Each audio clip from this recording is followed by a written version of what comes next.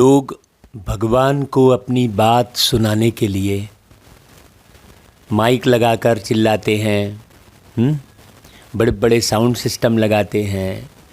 और आजकल तो आवाज़ इतना ज़्यादा हो गया है कि डीजे बजाते हैं, ऐसा संगीत बनाते हैं जिससे पूरा कान ही फट जाए, ऐसा है। हृदय में आघात पड़ता है उस संगीत से। वो कोई संगीत हुआ क्या? सोचने की बात है। लोगों को पता ही नहीं है कि भाई एक बात बड़ी गहरी समझने की है कि आप मंदिर में जाते हैं, भगवान के पास कहते हैं हे प्रभु मुझे शांति दे दो। इसका मतलब वो शांति के सागर होंगे ना, तब ना आप उनसे शांति लेने जा रहे हो।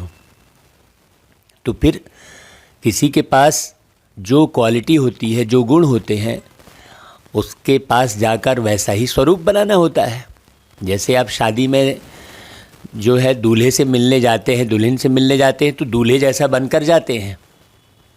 ऐसे थोड़ी कि फटे चितरे कपड़े कैसे भी पहन के चले गए तब उससे मुलाकात होती है। यदि आप फटे चितरे कपड़े पहन के चले जाएंगे तो आपको जो दरबार है वो अंदर भी नहीं जाने देगा। तो एक सिंपल से दूल्हे शादी में जो मिलने जाते हैं दूल्हे दुल्हन को मंच पर, तो वैसा स्वरूप बनाते हैं। तो भगवान से मिलने के लिए भी उनके पहले स्वरूप की पहचान होना अनिवार्य है। तो परमात्मा के पास सुख और शांति के लिए जाते हैं। हे प्रभु मुझे सुख दे दो, हे प्रभु मुझे शांति दे दो। तो जरूर प्यारे पिता परमात्मा, जिन्हें हम बाबा कहते हैं, बड़े प्यार से रिश्ता बनाया दिल का हमने उनसे, वो जरूर शांति के सागर, सुख के सागर, आनंद के सागर, प्रेम के सागर होंगे ना भाई। तो उनको याद करने के लिए कोई माइक सेट लगाने की, चिल्लाने की, ढोल पीटने की है आवश्यकता ही नहीं है। हाँ, ज्ञान का प्रचार प्रसार करने के लिए माइक की आवश्यकता है। एक दूसरे को मोटिवेट करने के लिए माइक की आवश्यकता है कि ज़्यादा से ज़्यादा लोग मोटिवेट हो सके, उसमें साउंड सिस्टम लगाने की आवश्यकता है। लेकिन भगवान को पाने के लिए वास्तव में आवाज़ में आने की भी आवश्यकता नहीं है। इसलिए बाबा ने देखिए अपने साथ कनेक्शन जोड़ के मुझ आत्मा से ऐसे ऐसे गीतों की रचना करवाई जो शांति वाले गीत थे, है ना भाई। हाँ, जैसे वो गीत बहुत लोगों को पसंद आया, बहुत कहना चाहिए प्रसिद्ध हुआ वो गीत, आवाज की दुनिया से चले दूर कहीं दूर चले।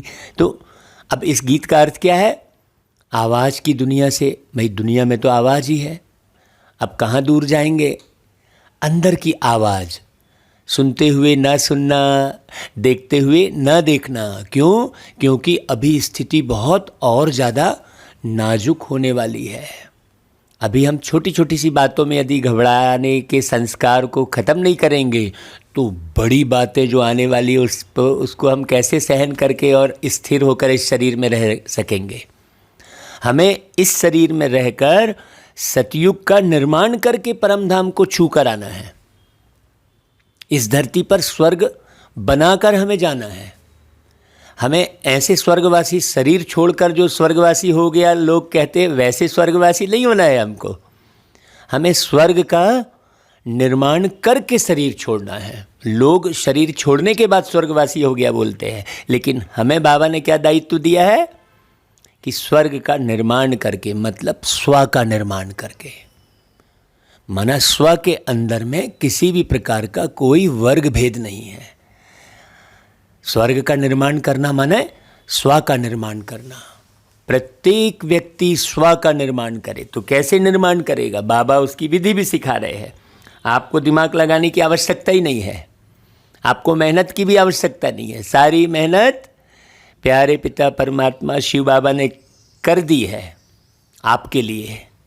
हाँ, बाबा कहते देखो मीठे बच्चे, तुम्हें साइलेंस में रहकर एक बाप को याद करना है। साइलेंस में रहकर मतलब मुख की चुप्पी की बात नहीं है कि हम किसी से बातें ही करना बंद कर दिए कि हमने कारोबार बंद कर दिया, नहीं। साइलेंस मतलब अंदर किसी भी प्रकार की चाह, आह ये ना रहे। नहीं तो क्या है, वाह पाने की चाह रहती है, ये भी एक आवाज़ है कि कहीं से वाहवाही मिले। ये भी एक अंदर में आवाज़ बहुत तंग करती है। ये आवाज़ वाह पाने की जो चाह है वो हर एक व्यक्ति के अंदर में एक तेज आवाज़ के रूप में विद्यमान है, वाह पाने की चाह। और कईयों के अंदर में आह की आवाज़ है। दुख को लिए बैठे हैं, हम हंसी हंसी में कहते हैं क्या भाई दुख का अचार डालोगे क्या, दुख को लेकर बैठे हो। बीती हुई घटना को धरे बैठे हैं, जो बीती हुई घटना है उसे अंदर में रखे रहना, वो भी आवाज़ में आना है। अभी साइलेंस की परिभाषा को बहुत अच्छे से समझने की ज़रूरत है। बाबा ने कहा साइलेंस में रहकर तो कई क्या हो जाते हैं, गंभीर हो जाते हैं, चुप हो जाते हैं, वीआईपी बन जाते हैं, कमरे में कैद कर लेते हैं अपने आप को। मिलना जुलना बंद, अब हम किसी से नहीं मिलेंगे। अरे नहीं, सबसे मिलना है भाई, सारी दुनिया को संदेश देना है, तो कैसे मिलना है, सबसे प्रेम से, सम्मान से। ये है साइलेंस में रहना। हम प्रत्येक व्यक्ति से प्रेम से मिल रहे हैं, वो है साइलेंस। हम प्रत्येक व्यक्ति का सम्मान कर रहे हैं, वो है साइलेंस। अभी साइलेंस की परिभाषा यदि अच्छे से समझाई जाए तो पूरा साइलेंस के ऊपर एक वीडियो पूरा बन जाएगा, एक क्या 1000 वीडियो बन जाएंगे। समझने की ज़रूरत है, हमने साइलेंस को भी नहीं समझा। हम गीत के आधार पर अपने आप को साइलेंस करने की कोशिश कर रहे हैं, जबकि साइलेंस की बात ही अलग है।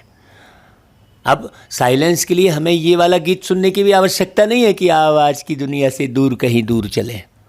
बोले सुपरहिट हो गया ये गीत, गीत सुपरहिट हो गया, लेकिन वो शांति सुपरहिट होनी चाहिए। गीत थोड़ी सुपरहिट हो जाना चाहिए, है वो व्यक्ति थोड़ी प्रसिद्ध हो जाना चाहिए, वो शांति स्थापित हो जानी चाहिए। अभी तो व्यक्ति प्रसिद्ध हो रहा है, उसमें भी आवाज़ हो गई, अब वो भी बातचीत में आ गया। अरे फलाना व्यक्ति बहुत प्रसिद्ध है, उसके तो बहुत टीवी में प्रोग्राम आ रहे हैं, वो तो बहुत बढ़िया है, तो अब वो भी आवाज़ में आ गए सब। तो प्रसिद्धि जो है आवाज़ है, और सिद्धि आवाज़ से परे है। तो हमें सिद्धि प्राप्त करनी है। कौन सी सिद्धि? शांति की। इसमें घंटे आदि बजाने की दरकार नहीं है। अब लोग जाकर मंदिर में घंटी बजाएंगे तो घंटा बजाएंगे तो नगाड़ा बजाएंगे, क्यों बजा रहे हो भाई? बोले भगवान को जगाने के लिए। तो भगवान क्या सोया हुआ है क्या? देव उठनी एकादशी मनाते हैं मनाते हैं देव उठनी एकादशी, मतलब जरूर देवता सो गए। कैसे सो गए देवता? विषय विकारों में फंस गए। बाबा आकर उन देवों को उठा रहे हैं जो देवता से मनुष्य बन गए। साइलेंस की कितनी बड़ी कहानी है, सोचिए। साइलेंस को समझने की कितनी गहरे से ज़रूरत है। शांति को भी नहीं समझे, अशांति को भी नहीं समझे, हमें दोनों को समझना होगा। बाबा कहते हैं किस बात में बाप समान बनो तो सब काम सिद्ध हो जाएंगे। देखो सिद्धि के बारे में भी बाबा स्पष्ट कर रहे हैं।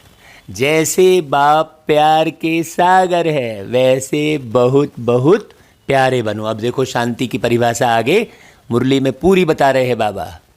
मैंने प्यारा बनना ही शांति है, प्रेम ही शांति है, सीधी सी बात। नफरत अशांति है, ईर्ष्या अशांति है, घृणा अशांति है, सीधी सी बात है ना भाई। क्रोध से काम बिगड़ता है, बनता नहीं, इसलिए आंख दिखाना वो भी अशांति में आ गया। जोर से बोलना, गर्म होना, इसकी दरकार नहीं है। शांत रहना बहुत बहुत अच्छा है। प्यार से बहुत काम सिद्ध हो सकते हैं। हाँ देखो जीत किसकी होती है? हाँ प्रेम की ही जीत होती है। हमेशा हमेशा प्रेम की जीत होती है।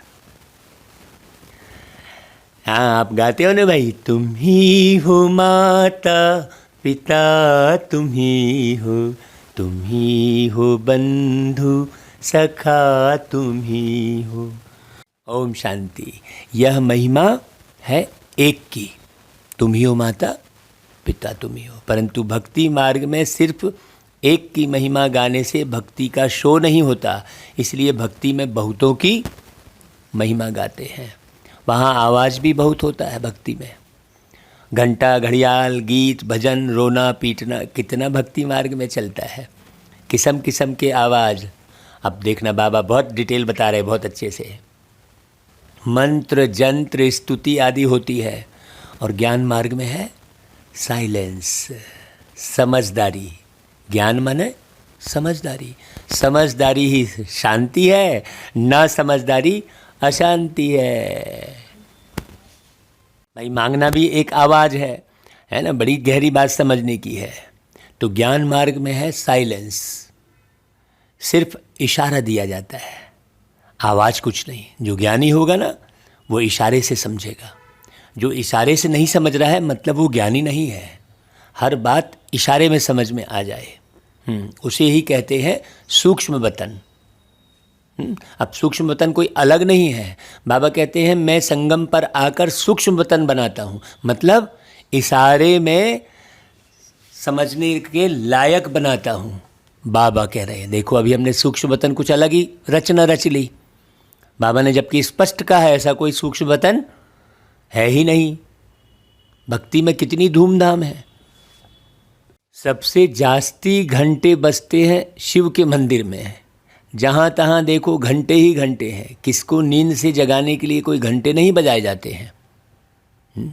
सोचने की बात है, धीरे से उठाया जाता है। नींद से जगाने के लिए भी कहा जाता है कि अगर आवाज़ में आ गए तो उसकी डेथ हो सकती है, इसलिए आप धीरे से उसे जगाइए। स्थूल नींद से भी जगाने के लिए कितनी ऊंची बात कह दी बाबा ने। देखो किसको नींद से जगाने के लिए कोई घंटे नहीं बजाए जाते हैं। कितनी प्यारी बात बोली बाबा ने। देखो शिव बाबा ने आकर मनुष्यों को कुंभकर्ण की अज्ञान नींद से जगाया है, नासमझी वाली नींद। परंतु घंटे नहीं बजाते, बिल्कुल शांति से 2 अक्षरों में ही समझाते हैं। तो बुद्धिवान जो होते हैं वह 2 अक्षर में ही समझ जाते हैं। बाप कहते हैं बच्चे मुझे याद करो। याद करना माने शांति। कोई भी किसी को याद करता है तो हल्ला करके थोड़ी याद करता है। बेटा यदि बाप को याद करेगा तो माइक लगा के याद करेगा क्या? बड़ी सोचने की बात है। माँ यदि बेटे को याद करेगी तो माइक लगा के याद करेगी क्या? बहन भाई को याद करेगा तो माइक लगा के याद करेगी क्या बहन? जितने भी रिश्ते हैं, तो भगवान से सर्व रिश्ते यदि हैं तो माइक लगाने की आवश्यकता ही नहीं है, चिल्लाने की। रिश्ता नहीं है इसलिए चिल्ला रहे हो। जहाँ रिश्ता नहीं होता है वहाँ लड़ाई होती है, चिल्लाहट होती है। जहाँ रिश्ता होता है वहाँ तो सब कुछ सहन करते हुए चल रहे होते हैं। तो दुनिया में किसी का भी किसी से कोई रिश्ता रह ही नहीं गया, इसलिए आपस में झगड़ रहे हैं। एक घर में रहकर भाई भाई झगड़ रहे हैं, क्योंकि रिश्ता रियल रिश्ता है ही नहीं। दैहिक रिश्ता है, देह जलने वाली है तो वो रिश्ता भी जल जाता है। दैहिक रिश्ता ज्वलनशील होगा, लेकिन आत्मिक रिश्ता बिल्कुल प्रेम रस से भरा हुआ होगा। बहुत गहरी बात। तो बाबा कहते देखो तुमने ही मुझे बुलाया है, हे पतित पावन आओ। अब मैं आया हूँ तुमको राह बताता हूँ। तुम पतित बने कैसे पहले ये समझो। पतित पावन आओ मुझे पावन बनाओ कह रहे हो। हे प्रभु मैली चादर ओढ़ के कैसे द्वार तुम्हारे आऊँ गीत गा रहे हो, है ना भाई। हे पावन परमेश्वर मेरे मन ही मन शर्माऊँ, मतलब तुम पतित बने हो और पावन परमेश्वर से मिलने में शर्म आ रही है। तो भगवान आकर बताएंगे ना कि तुम पतित कैसे बने हो। वो वैसे चिकित्सक थोड़ी हैं कि लो भाई दवाई खा लो ठीक हो जाओगे। चिकित्सक वो जो बीमारी कहाँ से शुरू हुई है उस जड़ को ख़त्म करे। चिकित्सक वो नहीं जो गोली दे दे, दवाई दे दे, हैं। देखो आज ना तो जिस्मानी चिकित्सक सही है ना रूहानी चिकित्सक सही है। इसलिए सुप्रीम चिकित्सक बाबा को कहते हैं। बहुत अच्छे से समझने की ज़रूरत है। रोज़ मुरली बहुत एक एक शब्द अलग अलग अर्थ सहित समझने की ज़रूरत है।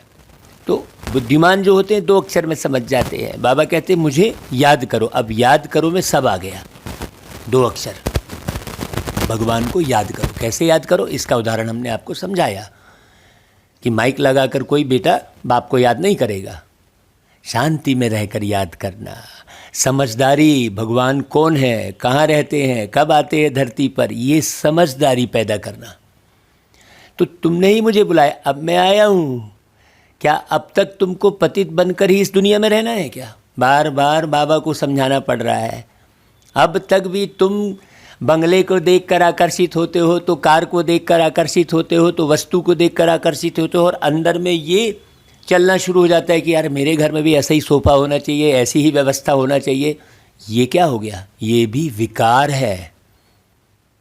तुम्हें सतयुग के निर्माण की चिंता नहीं है, तुम्हें यहाँ ही ऐसा होना चाहिए, वैसा होना चाहिए, लगे पड़े हो। जबकि भगवान आकर क्या बोलता है कि बच्चे अब ये अंतिम समय चल रहा है। तो तुम्हें भरोसा नहीं हुआ कि परमात्मा आकर अंतिम समय के इशारे दे रहे हैं। इशारे में समझने की बात है, उसे शांति कहेंगे। बहुत प्यारी बात है। बाबा कह रहे अब मैं तुम्हें राह दिखाने आया हूँ। जो तो इस दुनिया में तुमको क्या पतित बन, तुम तो पावन दुनिया में रहने चाहते हो ना। तुम बुलाए ही थे ना मुझे पावन दुनिया में रहने के लिए, ये सही तो बुलाए थे ना। अब फिर काहे तुम बार बार पतित बन रहे हो भाई? पावन दुनिया स्वर्ग को कहा जाता है। कहते ही है पतित पावन, तो समझना चाहिए कि पतित पावन क्या आकर करेंगे। समझना चाहिए ना भाई। भाई आपने बुलाया है तो क्या करेंगे आकर? डॉक्टर को बुलाया है तो डॉक्टर क्या करेंगे आकर? जो वो बोलेंगे, जो वो करेंगे, हमको करना है ना वैसा। जरूर नर्क से स्वर्ग में ले जाएंगे। बिना समझे ऐसे ही बुलाते रहते हैं, तालियां बजाते रहते हैं, परंतु यह नहीं जानते कि बाप आएंगे तो आकर क्या करेंगे। वास्तव में यह यूनिवर्सिटी भी है मनुष्य से देवता बनने की। तभी कहते हैं मनुष्य को देवता किए करत न लागी वार। इसमें शास्त्र आदि कुछ भी पढ़ना ही नहीं है, जरूरत ही नहीं है। स्व को समझना, ना कि शास्त्रों को समझते बैठे रहना है। जमाने भर के शास्त्रों को समझते बैठे रहे, कथा कहानी पढ़ते रहे और स्व को समझे ही नहीं, तो फायदा क्या भाई? भक्ति मार्ग में बहुत शास्त्र आदि पढ़ते हैं, ढेर लेक्चर आदि होते हैं, मास मंडप बनाकर बैठ आवाज़ करते रहते हैं। यहाँ कितना शांति में बाप बैठ समझाते हैं। देखो तुमको बाबा आकर पावन बनाए, पावन दुनिया का मालिक बनाते हैं, तो बैठ के अच्छे से सुनो समझो। पढ़ाई भी कितनी सहज है भाई। तुम पहले पहले पावन थे, गोल्डन एज में थे। सिंपल सी बात। तुम माने कौन? तुम आत्मा। अभी शरीर के भान को और इस नाम को पूरी तरह भूलो। बाबा किससे बात कर रहे हैं? मुझ अशरीरी बिंदु रूप सितारे रूप आत्मा से बात कर रहे हैं। ये हमेशा एहसास होते रहना चाहिए मुरली सुनते हुए। अगर आप अपने नाम रूप में फंसकर मुरली सुन रहे हो तो मुरली की कोई पॉइंट आपकी स्थिर बैठेगी नहीं बुद्धि में। आपको पूरा अशरीरी होकर मुरली सुनना होगा, तब बात एक एक बुद्धि में बैठेगी और वो सारा दिन चलेगी। तब फिर आप देखते हुए नहीं देखने वाली स्थिति में आएंगे, क्योंकि देखना तो पड़ेगा ही आपको। खूने नाहक खेल होगा बाबा ने कहा। जरा से खून में आप हो गए मतलब अभी आपकी कोई तैयारी नहीं है। हाँ, आप विदेही नहीं बने हैं। खून देखकर यदि आपको डर लग गया, इसका मतलब विदेही नहीं बने, आप खून से परे नहीं हुए हैं। बाबा ने कहा है खूने नाहक खेल होगा। बाबा ने कहा है 5 विकारों का वार दिखाई देगा स्पष्ट दुनिया के अंदर में, 5 तत्वों का वार दिखाई देगा। तो तैयारी कैसी करनी चाहिए हमको? मुख्य तैयारी अशरीरी। हाँ, विकारी सीन तो आपको देखने मिल ही रहे हैं, देखते हुए भी हमारे अंदर कोई प्रभाव उसका नहीं पड़ रहा है। अरे हम तो अशरीरी हैं। अब लाख पिक्चर चलती रहे, लाख लोग कैसा भी करते रहे, लड़ते रहें, झगड़ते रहें, लेना क्या है हमको? वो तो आपस में लड़के मर के ख़त्म हो जाने वाले हैं, क्योंकि ख़त्म तो होना ही है, उनको तो परम धाम लेके जाना ही है। तो दुनिया की लड़ाई बंद करने का पुरुषार्थ नहीं करना है, अपने अंदर की लड़ाई बंद करने का पुरुषार्थ करना है। हम दुनिया की लड़ाई बंद करने की फिराक में रहते हैं। हाँ, दुनिया की लड़ाई तो बंद नहीं होने वाली है। बाबा ने कहा मैं आता हूँ तो लड़ाई होगी ही होगी, क्योंकि स्थापना करनी तो इन सबको आपस में लड़ मर के ख़त्म ही होना है। पहले तुम अच्छे से समझो कि पहले तुम गोल्डन एज में थे, फिर क्या हुआ, 84 जन्म लेते लेते आयरन एज से तमो प्रधान बन गए हो। पहले उस तमो प्रधानता को समझो। ऐसा नहीं हम तो ठीक हो गए, हाँ हम समझ गए, हड़बड़ी करना नहीं। एक मान लो थोड़ी सी एक बिंदी भी रह गई तो गया ना, तमो प्रधानता की एक बिंदी भी रह गई तो वो बिंदी बढ़ जाएगी। हाँ, तो अब तुमको सतो प्रधान बनना है, सतो प्रधान बनना है। इसलिए मुझे याद करो, बाबा कह रहे हैं 2 शब्द की बात, सो भी आ जपा। अब बाबा ने उदाहरण दिया, आगे सुनना। जैसे कन्या की जब शादी होती है तो क्या जाप करती है, कोई पति का नाम रटती है क्या, कि माला लेके बैठती है, याद में रहती है। तुम भी सब पत्नियां हो। देखो कल की मुरली में यही बोला था कि देखो मैं चाहे शरीर पुरुष शरीर में बैठा हूँ, लेकिन मैं उस परमात्मा की मैं पत्नी हूँ। पति केवल एक परमेश्वर है। और उन्होंने उल्टा बोल दिया, ये वाला पति तुम्हारा परमेश्वर है। पति जबकि कौन है, एक परमेश्वर है। परमेश्वर माने जो इस स्वर से परे है, आवाज़ से परे है। तो यह शिव बाबा जो है पतियों के पति है। तुम्हारी सगाई हुई है किसके साथ, शिव बाबा परमात्मा के साथ। सगाई जब हो गई तो बस याद बुद्धि में बैठ गई, खातरी हो गई कि हमने सगाई कर ली। फिर एक दो को याद करते रहते हैं। भाई वहाँ भी तो सगाई बस केवल बोलचाल में ही तो हुई है, और क्या हो गया। तो ऐसे ही बोलचाल में यहाँ भी आपको मुरली के माध्यम से बाबा आके समझा रहे हैं, बात तो वही है ना। हाँ भाई, वो भी साकार शरीर में तुम्हारी बैठ के किसी आत्मा से सगाई हो गई, यहाँ भी बाबा साकार शरीर में बैठ के सगाई कर रहे हैं। अंतर क्या है भाई, हमें फिर समझने में देरी क्यों लग रही है। तो बाबा कहता है, तुमको भी बाप कहते हैं, निश्चय बुद्धि हो गए कि हम एक बाप के बच्चे, आपस में भाई भाई, भाइयों को वर्षा मिलता है एक बाप से, इसलिए बाप को पुकारते हैं। भल मनुष्य तन में आकर भाई बहन बन जाते हैं, परंतु पुकारती तो आत्मा ही है ना भाई। भाई भाई पुकारते हैं, हे पतित पावन बाबा आओ। बाबा कहते मुझे याद करो, बस। तो तमो प्रधान से सतो प्रधान बन जाएंगे। पावन को सतो प्रधान और पतित को तमो प्रधान कहा जाता है। यह बातें बाबा संगम पर ही आकर समझाते हैं। देखो ये है गीता पाठशाला।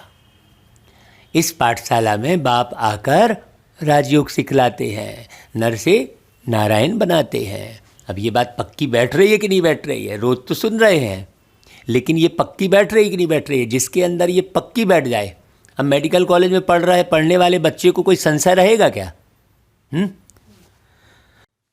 तो वह निराकार पतित पावन बाप है। तो इस टीचर को भी बुद्धि योग से समझना पड़ता है। वहाँ टीचर तो सामने बैठ पढ़ाते हैं, दिखाई पड़ते हैं, और यहाँ टीचर गुप्त है, दिखता दूसरे का तन है, लेकिन बैठे टीचर कौन है? अशरीरी मेरे प्यारे निराकार पावन बाप है ना भाई, पतित पावन बाप। वही स्मृति दिलाते हैं कि कल्प पहले भी बच्चे मैंने तुमको राजयोग सिखाया था। हाँ, तब कहा जाता है मन मना भव, पवित्र बनो, तो यह लक्ष्मी नारायण बन जाएंगे।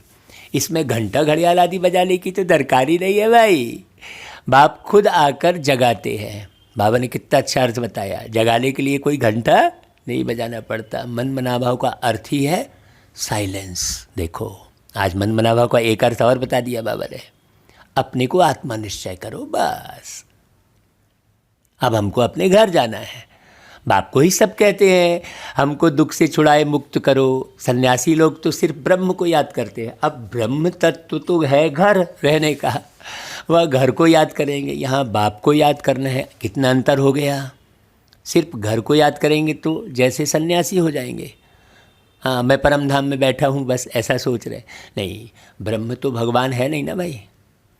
बाप बैठ समझाते, देखो बच्चे मुझे याद करो तो तुम निर्वाण धाम में चले जाएंगे।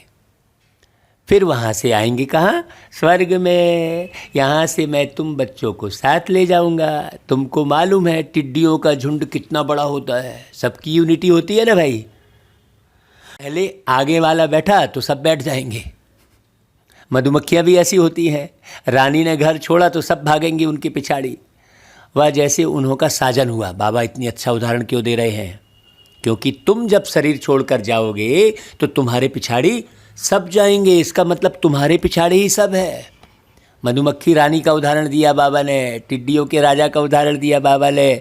आत्मा पंछी है ना भाई, पिंजरे के पंछी रे कहते हैं ना। तो पिंजरा कौन सा? शरीर। और पंछी कौन? आत्मा।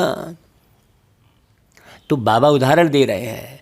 शास्त्रों में भी है, आत्माएं सब मच्छरों सदृश भागती है, अनगिनत आत्माएं हैं। अब उसकी गिनती कोई नहीं कर सकते, क्या ज़रूरत है गिनती करने की? सोचने की बात है।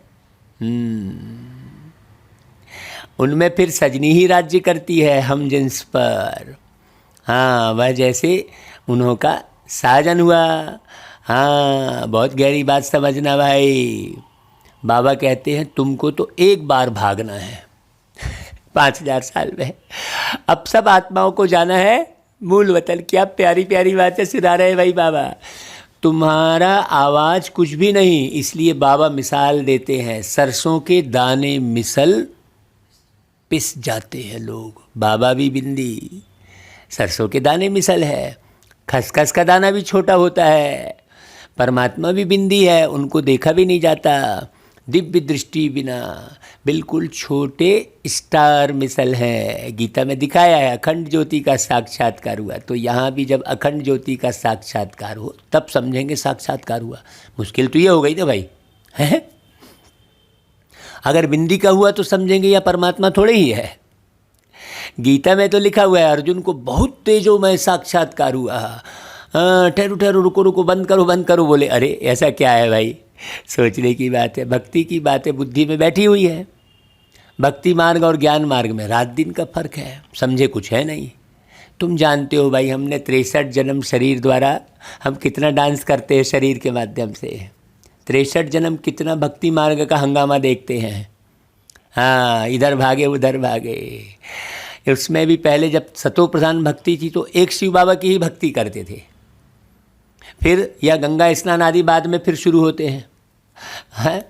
क्यों? पता ही नहीं चला कुछ भी। चलो भाई, ये नहीं वो नहीं वो नहीं वो करते चले गए, क्योंकि प्राप्ति किसी में हुई नहीं भाई, है ना। तब तो फिर राम, फिर कृष्ण। भाई जब तुम्हारा एक भगवान था तो उससे प्राप्ति हो रही थी, दूसरा क्यों पकड़ा? मतलब एक से प्राप्ति नहीं सीधी सी बात, एक से प्राप्ति नहीं हुई ना भाई। तब फिर गंगा स्नान और फलाना निकाला। पहले अव्यभिचारी भक्ति होती है, फिर वृद्धि को पाते हैं। यहाँ तो एकदम साइलेंस लगी पड़ी है। बगैर कौड़ी तुम विश्व के मालिक बनते हो। मम्मा देखो बिना कौड़ी आई, उदाहरण देते बाबा, और विश्व महारानी बन गई। बाबा भी साधारण थे ना, एकदम गरीब घर के, बिना कौड़ी खर्चा देखो क्या बनते हैं। मम्मा फिर सर्विस बहुत करती थी, जाकर औरों को समझाती थी कि बाबा कहते हैं मुझे याद करो तो तुम्हारे विकर्म विनाश होंगे और तुम सतो प्रधान बन जाएंगे। अब इसमें खर्चे की तो कोई बात ही नहीं है ना भाई। अगर कोई थोड़ा खर्चा भी करते हैं तो अपने लिए, जैसे खेती में 2 मुट्ठी अन्न की डालने से कितना ढेर अन्न निकलता है। खेती बड़ी हो जाती है। यह भी 21 जन्मों के लिए तुम्हारी कितनी आमदनी होती है भाई। मनुष्य से देवता बनना कितना सहज है, 1 सेकंड की बात है। बैठे भी कैसे साधारण है अपन, कोई तामझाम है क्या? अगर कोई बैठ नहीं सकता है तो बाबा कहते हैं सो करके भी मुरली सुन लो भाई। चलो, लेट करके मतलब, सो करके मतलब कोई आप नींद से सो जाओ नहीं। यह है धारणा की बात। अंदर में बाबा और चक्र को याद करते रहो। याद करते करते ही शरीर छोड़ना है। बाकी मुख में गंगा जल डालने की तो कोई बात ही नहीं है। मुख में गंगा जल डाले तो वो शरीर में ही रहा ना। और याद तो आत्मा ने किया ना। देखो कितनी भ्रांति दुनिया में है, कितनी भ्रांति। अब हम दुनिया की बातों को अभी भी ना समझे तो फिर हम क्या कब समझेंगे भाई। बाबा कहते हैं देखो, गुरु गोसाई तो बहुत डर देते हैं कि तुम यहाँ नियम तोड़ेंगे ना, भक्ति नहीं करेंगे तो ये हो जाएगा, ऐसा ऐसा डर देंगे। समझो कोई की टांग टूट पड़ती है, वह नुकसान हुआ तो कहेंगे तुमने भक्ति छोड़ी ना, तभी यह नतीजा निकला, तो डर जाते हैं। यहाँ तो कुछ भी करना नहीं है, बाबा की याद दिलानी है, चक्र का राज समझाना है। अभी कलयुग के बाद तो सतयुग आना ही है भाई। जैसे हम उदाहरण देते हैं कि भाई आज 17 तारीख है तो 18 तो आएगी ही ना, है कि नहीं भाई? आज 17 तारीख है तो 18 तो आएगी ना भाई। बहुत गहरी बात समझना। वैसे ही अभी कलयुग है तो सतयुग तो आना ही है, तुम करो या ना करो।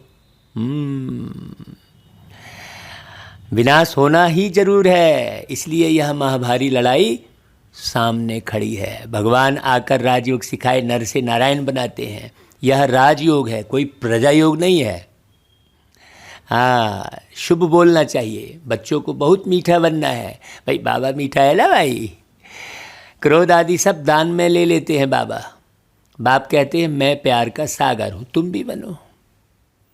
बड़ा प्यार से समझाते हैं बाबा, नहीं तो बच्चे बहुत हंगामा करते हैं, क्योंकि माया माथा खराब कर देती है। इसलिए ख्याल आता है कभी भी किसको कुछ कहे नहीं, प्यार से समझाएं। आँख दिखाना, गर्म होना, जोर से बोलना, इसकी तो दरकार ही नहीं है। इससे काम बिगड़ता है। शांत रहना अच्छा है। विकारों का दान देकर फिर लेते हैं तो फिर क्या हुआ? अपना पद गंवाते हैं। बाबा का बने गोया 5 विकारों का दान दे दिया। कहते हैं दे दान तो छूटे ग्रहण। फिर भी बाप पंडे है ना, पंडे ब्राह्मण भी होते हैं। शिव बाबा भी रूहानी पंडा है, तुम भी पंडे हो। बाबा ब्रह्मा के तन में आते हैं तो यह भी ब्राह्मण ठहरा। भाई ब्रह्मलोक से बाबा आ रहे हैं तो ब्रह्मलोक से बाबा आकर जिस तन में आए तो वो ब्रह्मा कहलाया। सीधी सी बात है। बाबा इनमें बैठे हैं, उनकी महिमा गाते हैं। तुम माता पिता, हम बालक तेरे। और किसकी यह महिमा तो है नहीं। अब ब्रह्मा बाबा को माता पिता थोड़ी बोलेंगे भाई। अब उनको मालूम ही नहीं है किसको हम माता पिता बोल रहे हैं। उनका कर्तव्य भी ऐसा है। यह पाठशाला है, बाप पढ़ाते हैं, यह बच्चों को याद रहना चाहिए। बाबा मुरली सुना रहे हैं, एम ऑब्जेक्ट है ही विश्व की बादशाही पाना। तो ऐसे पढ़ाने वाले को पूरी तरह याद करना चाहिए। स्कूल से स्टूडेंट अच्छा पास होते हैं तो साल साल टीचर को सौगात भेजते रहते हैं। यह त्यौहार आदि सब इस समय के हैं, परंतु इनके महत्व को कोई जानता ही नहीं है। बाबा है नॉलेजफुल, वह आते ही हैं रचना के आदि मध्य और अंत की नॉलेज देने। कैसे सृष्टि का चक्र घूमता है। ठिक्कर बित्तर में कैसे आएंगे भाई? अब पत्थर में आके भगवान बोलेंगे क्या? बड़ी देखो, एक डॉक्टर ने सिद्ध किया था कि हर चीज़ में आत्मा है, परमात्मा नहीं कहा। फिर यह कह देते हैं सर्वव्यापी है। उन्होंने कहा सब में आत्मा, तो सन्यासियों ने कहा सब में परमात्मा। बताओ भला कितना रात दिन का फर्क है। वह तो बेहद के बाप हैं, सब में कैसे हो जाएंगे? सबसे बुद्धि योग तुड़ाए अपने साथ जुड़ाते हैं। वह कहते हैं आत्मा बुदबुदा सागर से निकला है, सागर में लीन हो जाएगा। ब्रह्मज्ञानी समझते हैं छोटी ज्योति बड़ी ज्योति में लीन हो जाएगी। बताओ, फिर नई उत्पत्ति होती है। बाबा समझाते हैं भक्ति की भी ड्रामा में नूंद है, ऐसी भटकना। मैं भी ड्रामा की नूंद अनुसार तुम बच्चों को आकर समझाता हूँ। देखो बाबा 84 जन्मों का जो चक्र लगाते हैं, यह भी ड्रामा में नूंद है। जो कुछ होता है सब नूंद है। कोई गायन भी करते हैं, कोई विघ्न भी डालते हैं, वो भी नूंद है। तुम बच्चों को शिव बाबा से वर्षा लेना है बस। अब कोई गायन किया तो तुम फूल गए, अरे नूंद है भाई, फूलने की जरूरत नहीं है। और किसी ने तुम्हारा जो है अपमान कर दिया तो पिचक गए, मुँह इत्तू सा हो गया। नहीं, ड्रामा, यहाँ पर ड्रामा लगाना है ना भाई। और पढ़ाई में ड्रामा नहीं लगाना है, पुरुषार्थ में। वह आते ही हैं सब आत्माओं को ले जाने के लिए। कौन? शिव बाबा। भाई बच्चा, तुमको वर्षा तो शिव बाबा से लेना है। शरीर का नाम भी नहीं लेते। शरीर सहित थोड़े ही किसको भगाने आया हूँ। देखो कितनी प्यारी बात बोल रहे बाबा, शरीर सहित थोड़ी भगाने आया हूँ। तुम शरीर घर में बैठे रहो, शरीर को घर में रखो।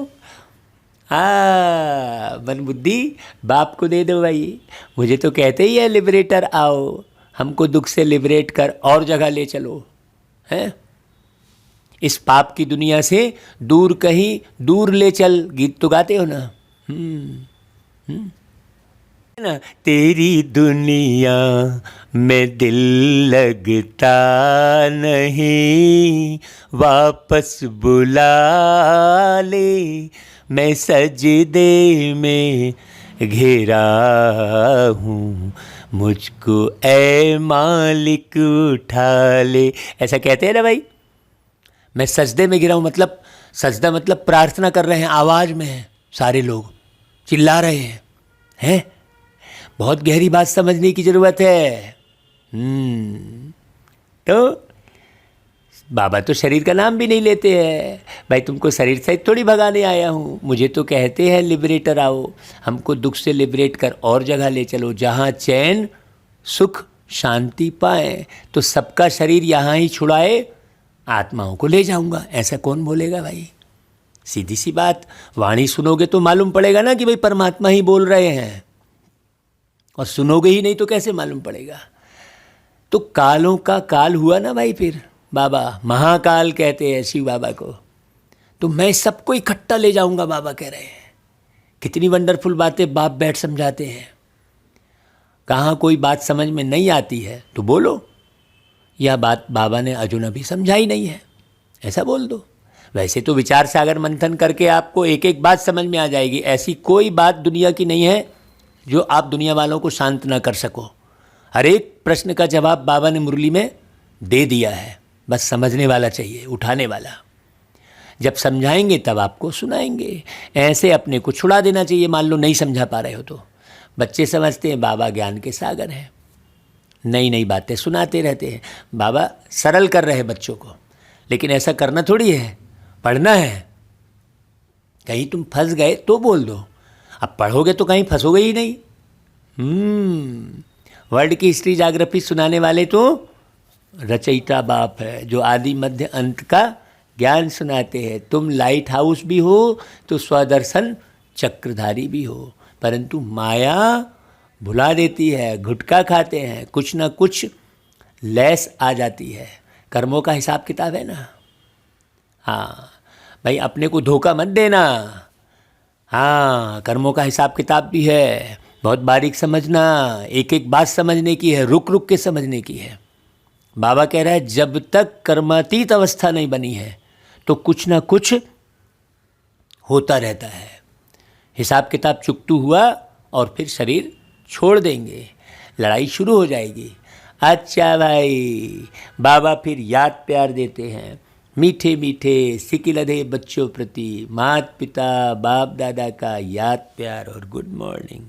रूहानी बाप की रूहानी बच्चों को नमस्ते, और हम रूहानी बच्चों की रूहानी माता पिता बाप दादा को याद प्यार गुड मॉर्निंग और नमस्ते। अभी धारणा के लिए सार बहुत अच्छे से सुनना भाई।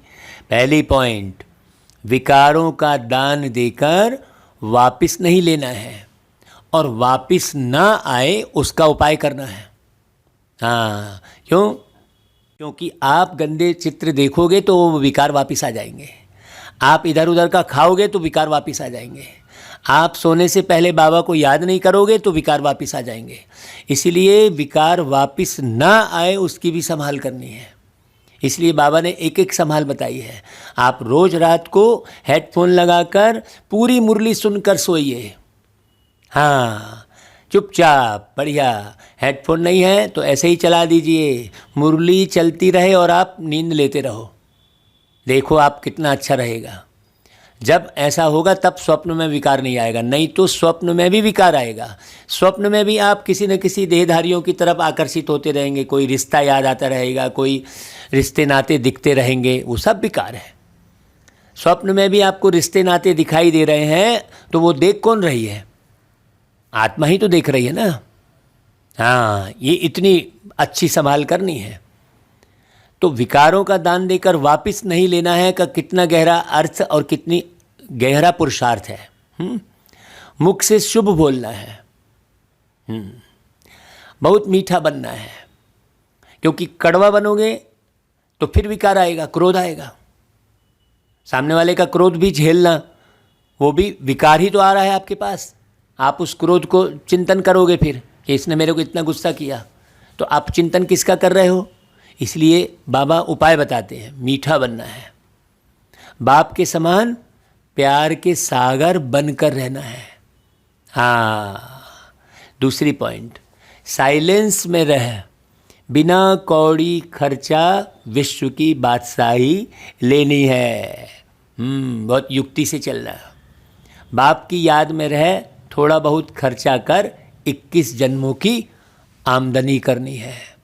हाँ, इकोनॉमी बाबा कहता है उसको, इकोनॉमी और एक नामी। अच्छा भाई, वरदान, नॉलेज की लाइट द्वारा पुरुषार्थ के मार्ग को सहज और स्पष्ट करने वाले फरिश्ता स्वरूप भाव। अब फरिश्ता किसे कह दिया वरदान में? जो नॉलेज की लाइट और नॉलेज से जो हल्का है। नहीं, मुझे तो वही सतयुग में जाना है, यहाँ के झमेले पड़ने की ज़रूरत नहीं है। मुझे तो विश्व महाराजा बनना है, तो मैं छोटे मोटे टुपके में क्यों रुकूंगा? मैं यहाँ के महल मालिक क्यों देखूंगा? मैं, मेरा राजमहल तो कितना बड़ा है, तो यहाँ जरा भी आकर्षित नहीं होंगे, हम लाइट रहेंगे। हम यहाँ पर किसी भी महल मालिक में, सोफा में, फर्नीचर में आकर्षित हो रहे हैं, मतलब हमें सतयुग की स्मृति नहीं है, हम लाइट नहीं है, नॉलेज की लाइट हमारे पास नहीं है। जब हमारे पास ही लाइट रहेगी तो हमें लाइट ही लाइट दिखेगी। हाँ, बहुत गहरी बात। तो पुरुषार्थ के मार्ग फिर स्पष्ट हो जाएंगे। फरिश्तेपन की लाइफ में लाइट और माइट दोनों ही स्पष्ट दिखाई देते हैं, लेकिन लाइट और माइट रूप बनने के लिए मनन करने और सहन करने की शक्ति चाहिए। ज्ञान का जितना मनन चिंतन करेंगे आप, उतना ही लाइट हल्के रहेंगे। मनसा के लिए मनन शक्ति और वाचा कर्मणा के लिए सहन शक्ति धारण करो।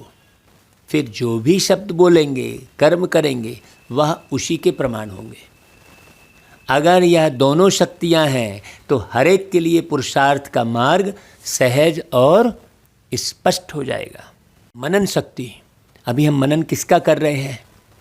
जिससे शक्ति क्षीण हो रही है, हम उसका मनन कर रहे हैं। किसी के व्यवहार का मनन कर रहे हैं, दुनिया के जो है सरकमस्टांस का मनन कर रहे हैं, है ना भाई? मनन किसका कर रहे हैं? अच्छा भाई, फिर स्लोगन, व्यर्थ बोलना अर्थात अनेकों को डिस्टर्ब करना। उसमें एक डिस्टर्ब नहीं हो रहा है, क्योंकि एक के साथ हजारों लोग जुड़े रहते हैं, है ना भाई? तो व्यर्थ बोल जरा भी ना हो। अच्छा भाई, ओम शांति।